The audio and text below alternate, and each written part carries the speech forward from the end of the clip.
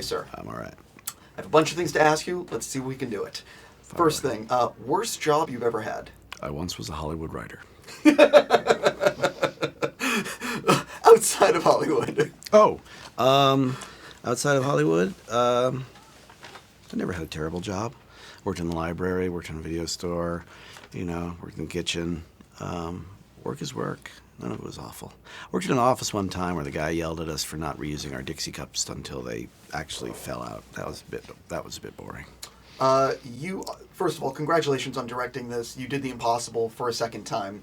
I don't know how you do it, but was there one moment on set that you especially remember now that maybe a favorite moment or a day that you'll always remember from like a gag or a prank or just something special? No, not a gag or a prank, but when we were in the Sokovian church set shooting the sort of climactic battle, there was some footage we put down even before we had any robots in it, where I felt like I just made a comic book. I got pretty giddy on that day. How long was your first cut? About 3:15, which is where I thought it was going to end up. What, you're being serious? Was that really? Yeah. No, the first one came in at 3 on the first movie, and we got it down to 2:15. This one came in at 3:15, and we got it down to 2:14. Now, was that like an assembly, or was that like there was actual? So how many like real meaty deleted scenes are there? Quite a few. Will those see the light of day? They will see the light of DVD, most of them. Like 10 minutes-ish? 20? I'm not positive, but a goodly sum. Now I'm very curious. Easter eggs. Are there any hidden Easter eggs in the movie that people might want to keep their eyes out for, or is it more like they're pretty obvious? Yeah, there's not a ton of Easter eggs. It's so hard for me to make a movie, especially this movie. I don't spend a lot of time going, you know what else would be hilarious? I'm like, was the gun in the frame? Oh my God, I'm so tired. I would leave set every day and go and write, because it wasn't quite right. It wasn't finished. It needed to be better. So not a ton.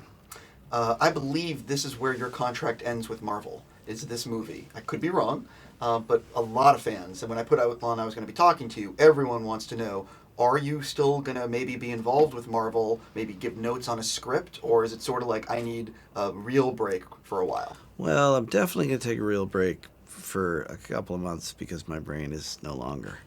But I've looked at both options. I love these guys. I love these movies. They're exciting. But part of me does think, you know what? I got to find out what's next. Well, something that some of the people on Collider and we were all talking about was, would you make another horror movie? Because all of us love Cabin in the Woods. And obviously that's just, I wouldn't... Anyway, we all loved that one. We were just wondering if you would do more stuff like that. There's nothing that I don't want to do. I love every genre, so it's and a lot of different mediums. So I have literally no idea. I do not know at all what I'm going to do next. It's a nice feeling. I definitely want to ask you about the save or kill thing that I mentioned off camera. All right. So one of these you can save. One of these is erased from existence. Okay. What do you save? The first one is Star Wars or Star Trek. I gotta save Star Wars. I'm sorry. Han Solo or Indiana Jones. Saving Indy. The Beatles or Rolling Stones. Saving the Beatles. Game of Thrones or Breaking Bad. Breaking Bad. I always wonder who's going to go Breaking Bad. Mad Men or The Wire. I haven't seen either. Okay. Do you have any hidden talents that people do not know about? And I know you can dance, so that's not hidden. If I have a talent for anything, I will make sure everybody knows about it. No, I can cook fairly decently. I'm definitely curious. My last thing for you, and it's about the Avengers. You mentioned you were writing every night when you were filming. Could you sort of talk about the daunting challenge of trying to make everything fit, and how much from when you set out to make the movie to where it ended up being was what you thought it was going to be?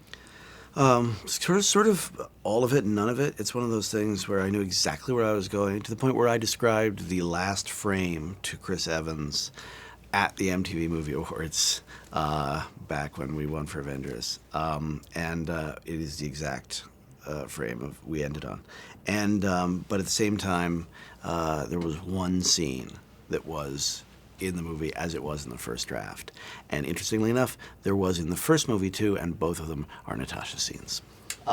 Okay, there we go. Thank you so much for your time. I really appreciate it.